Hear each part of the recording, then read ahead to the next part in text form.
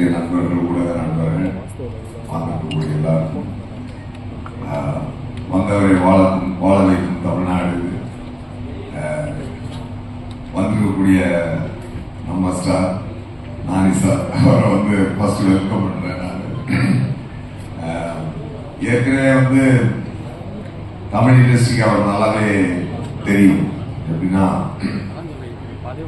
முத நானி அப்படிங்கிற படம் தான் இங்க உங்களுக்கு ஒரு நல்ல ஃபர்ஸ்ட் பேச நானி அப்படின்னு ஒரு நல்ல ஆக்டர் இருக்காரு அப்படிங்கிறத ஃபர்ஸ்ட் காட்டுச்சு தமிழ்நாட்டுக்கு. அதுக்கப்புறம் எல்லா படங்களும் இப்போ ரீசெண்டா ஹாய்னானா எஸ்பெஷலி எல்லா ஃபேமிலி அங்கே ஆக்சுவலாக இங்கே இருக்கக்கூடிய எல்லா ஃபேமிலி ஆடியன்ஸுக்கு ரொம்ப ரொம்ப நல்லா தெரியும். எங்கள் அக்கா வீட்டு பசங்கள்லாம் 2-3 தடவை பார்த்து அதை நான் ஆல்ரெடி அவர்கிட்ட ஷேர் பண்ணியிருக்கிறேன். ரொம்ப மூவ் ஆயிட்டாங்க. அந்த மாதிரியான ஒரு ஜென்யூன் ஆக்டர். அந்த இங்கே ஒவ்வொருத்தருக்கு ஒரு ஸ்டார் ஆகிருக்குல்ல, அந்த மாதிரி தெலுங்குல அவருக்கு நேச்சுரல் ஸ்டார் நானி அப்படின்னு சொல்லுவாங்க. ஏன்னா அவரோட இயல்பா அந்த நடிப்பு இருக்கும். நான் வரேன், அவரோட பாயிண்ட் கட்டு வரேன். நம்ம மெழுகிடாலு பிரியங்கா மோகன் அவங்க சொன்ன மாதிரி இது எனக்கு அவங்களோட 2வது படம். நானி சாரோடய உங்களுக்கு 2வது படம். அப்புறம் நான் மான்ஸ்டர்னு ஒரு படம் பண்ணேன், ட்ரீம் பாய். அதில் அறிவிப்பு பண்ணியிருந்தாங்க. கமல் சாரோட உங்களை பற்றி எல்லாம் பேசிட்டு இருந்தோம். நீங்க திருப்பி ஒரு ரவுண்ட் வர்றது எங்களுக்கு ரொம்ப ரொம்ப சந்தோஷம். ஓகே, ரொம்ப யூஎஸ்ல இருந்து திருப்பி இங்க வெரி ஹாப்பிங். அது ஒரு டைம் இருக்குங்க. அந்த டைம் வந்துச்சுனாலே எல்லாமே அந்த ஒரு ஹாப்பிங் டீம்ஸ்ல பிளேஸ்மெண்ட் உட்கார்ந்தோம். அதனால உங்களுக்கு அந்த ரவுண்ட் ஸ்டார்ட் ஆயிருக்கு. All the best madam. ரொம்ப சந்தோஷம். டைரக்டர் விவேக் ஆத்ரேயா அவர் தெலுங்கு ஆனாலும் அவர் பக்கா ஒரு தமிழ் டைரக்டர் தான். என்னன்னா அவர் ஒர்க் பண்ணது எல்லாமே, படிச்சது ஒர்க் பண்ணது எல்லாமே நம்ம ஓஎம்ஆர் இதுதான். சென்னை வாசியாதான் வாழ்ந்தாரு. ஸோ அதனால அவருக்கு எப்பொழுதே தமிழ்லையும் தமிழ் மக்கள் மேலே ரொம்ப ஒரு டேஸ்ட் ரொம்ப ரொம்ப பக்கத்து. அதனாலதான் அந்த படத்துல எஸ் சூர்யா, அதனாலதான் பிரியங்கா மோகன், அதனாலதான் மேடம், அதனாலதான் இவங்க நானி சார் தவிர இங்க இருக்க எல்லாருமே இப்ப Tamil artist. Nani sir of Tamil artist. டெஃபினட்டா அந்த மாதிரியான ஒரு நல்ல டைரக்டர். அந்த டைரக்டர் இன்ட்ரடியூஸ் பண்ணது யார் அப்படின்னு சொல்லி பாத்தீங்கன்னா நானி சார் தான். நானி சார் ஒரு சாதாரண அசிஸ்டன்ட் டைரக்டரா தன்னுடைய வாழ்க்கையை ஆரம்பிச்சு இன்னைக்கு படிப்படியா முன்னேறி சடன் டிராஸ்டிக்கா பெரிய ஹீரோவா போய் சடனா கீழே அப்படியெல்லாம் இல்லாம படிப்படியா வளர்ந்து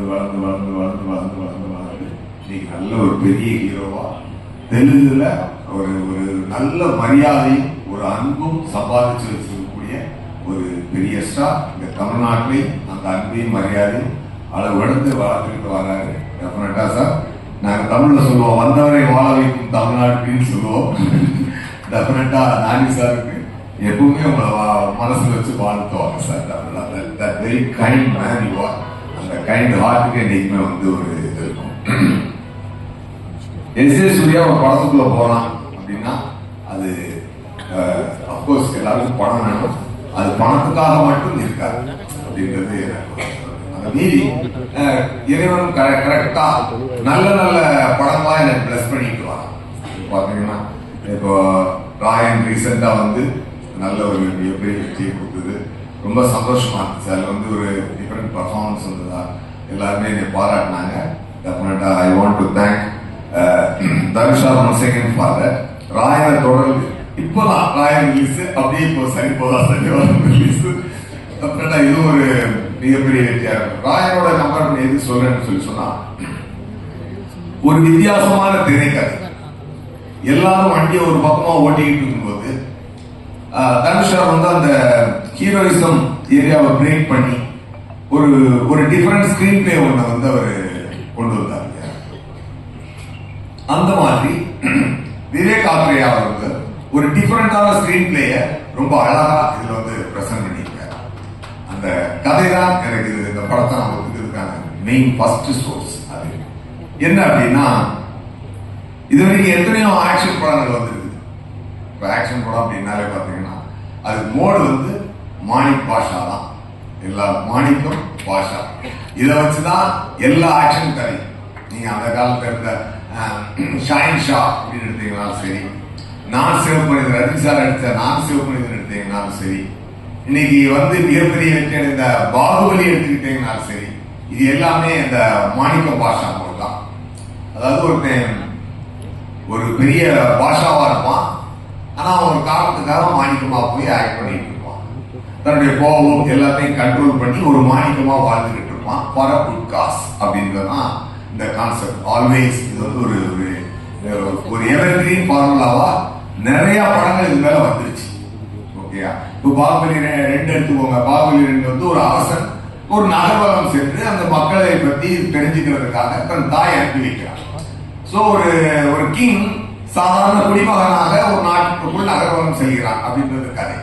அப்ப பாத்தீங்கன்னா அது யாருக்கு ஒரு பாஷா மாணிக்கமா அங்க உள்ள போறான் அப்படின்றத அதோட கதை. சரி, எந்த ஆக்ஷன் படமும் மாணிக் பாஷா டேக் இல்லாம வராது. ஈவன் இன்க்ளூடிங் அசுரன், இன்க்ளூடிங் ராயன், எல்லாத்துலயுமே அது இருக்கும். அது வந்து எவர் கிரீன் ஃபார்முலா. அந்த எக்ஸ்ட்ராடினரி தாட் இப்போ பல பேர் ஹேண்டில் பண்ணி ஒரு ஆர்டினரி தாட் ஆகிட்டு வந்துகிட்டு இருக்கு. அந்த நேரத்துல இந்த விஜய் காத்ரேயா டைரக்டர் வந்து அது ஒரு டிஃபரெண்டான ஆங்கிள் அதை பார்க்கிறாரு. அப்படின்னு சொன்னா ஒரு பையன், இவர் வந்து நானி சார் தான் அந்த படத்துல, என் பேரு சூர்யா, அவங்க எல்லாருக்கும் தெரியும். படத்துல நானி சாரோட பேர் சூர்யா, அதான் சூர்யா சாட்டர்டே. அந்த சூர்யா சாட்டர்டேயோட காரணம் என்னன்னா, சின்ன பையனா அவர் வளரும் பொழுது அவங்க அம்மா வந்து மேடம் தான் பண்ணியிருக்காங்க. பையன் வந்து பயங்கர கோவக்காரனா அவர் பாஷாவா வளர்றான். அப்போ அம்மா என்ன பண்றாங்க பாக்குறாங்க, ஏய் நீ இப்படியே கோவப்படாதன்னு சொன்னா கேட்க மாட்டாங்க இல்லையா பசங்க. எப்பொழுதுமே வந்து நீ கோவப்படாதான் பசங்க கோவப்பட்டே தீருவாங்க. ஸோ அதனால அம்மா என்ன பண்றாங்க, ஒரு ட்ரிக் யூஸ் பண்ணி, டேய் பாபு நீ வந்து கோவப்படுவ, நீ வேண்டாம்னு சொல்லல, ஆனா எல்லா நாளும் கோவப்படாத, வாரத்துல ஒரு நாள் மட்டும் கோவப்பட்டுக்கோ அப்படின்னு சொல்றாங்க. அந்த ஒரு நாள் என்னன்னா அவர் சனிக்கிழமை அப்படின்னு ஒரு காரணத்துக்காக முடிவு பண்றாரு அந்த பையன். ஸோ அம்மாவோட பேச்சை கேட்டா அம்மா கொடுத்த சத்தியத்துக்கா வாரத்துக்கு ஒரு நாள் மட்டும் கோவப்படுவோம், அது சனிக்கிழமைன்னு ஒரு முக்கியமான காரணத்துக்காக முடிவு பண்றாரு. ஸோ இந்த கதையில ஞாயிற்றுக்கிழமையில இருந்து வெள்ளிக்கிழமை வரைக்கும் இந்த சூர்யா மாணிக்கம், சாட்டர்டே மட்டும் அவன் பாஷா. இதுதான் இந்த படத்துடைய கான்செப்ட். அதனாலதான் சூர்யாவின் சாட்டர்டே அப்படின்னு வருது. ஸோ இது வந்து அந்த ஹீரோயினுடைய கோபம். அதே மாதிரி எனக்கு ஒரு கோபம் இருக்கு. எனக்கு படத்துல என்னோட பேர் வந்து தயா. எனக்கு ஒரு கோபம் இருக்கு. அது என்ன கோபம் அப்படின்னு சொன்னா அதுக்கு ஒரு காரணம் வச்சிருக்காங்க. எனக்கு வர வேண்டிய ஒரு விஷயம் நடக்காம இருந்து அந்த கோபத்தின் காரணமாக நான் ஒரு அரக்கத்தனமான செயல் பண்ணிட்டு வருவேன். ஸோ அந்த அந்த அந்த இந்த 2 கோபங்களும் மோதி என்ன நடந்ததுன்றத ஒரு டிராமாவை விவேக் காத்ரேயா சார் ரொம்ப இன்ட்ரெஸ்டிங்கா, ரொம்ப அழகா, ரொம்ப ஒரு டிஃபரெண்டா பிரசன்ட் பண்ணியிருந்தார். ஒரு டைம்ல பாத்தீங்கன்னா சிவா அப்படின்னு ஒரு மூவி ராம்கோவல் வந்து எடுத்துக்கொண்டு அன்னைக்கு வந்து எல்லாருமே ஒரு படம் ஓடிட்டு போது ஒரு தெலுங்கு படம் டப்பிங் பண்ணி நாகார்ஜுன் சார் நடிச்சு உதயம்ன்ற பேர்ல அது வந்து இங்க ரிலீஸ் ஆச்சு. அப்போ வந்து அந்த படம் பார்க்கும்போது ஃப்ரெஷ்ஷா இருந்துச்சு. எல்லாம் அப்படின்னு எல்லாம் காலேஜ் ஸ்டூடெண்ட்ஸ் எல்லாம் அடிச்சு ஓடி போய் பார்த்தாங்க. அப்படிப்பட்ட ஒரு நல்ல ஒரு attractive traumatised drama, entertaining drama இந்த விவேக் காத்ரேயா கொண்டு வந்திருக்காரு. அவரோட ரைட்டிங்லயும் சரி, அவருடைய டைரக்ஷன்லயும் சரி, ரொம்ப அழகா அதை பிரசன்ட் பண்ணியிருக்காரு. அது எனக்கு ரொம்ப பிடிச்சிருக்கு.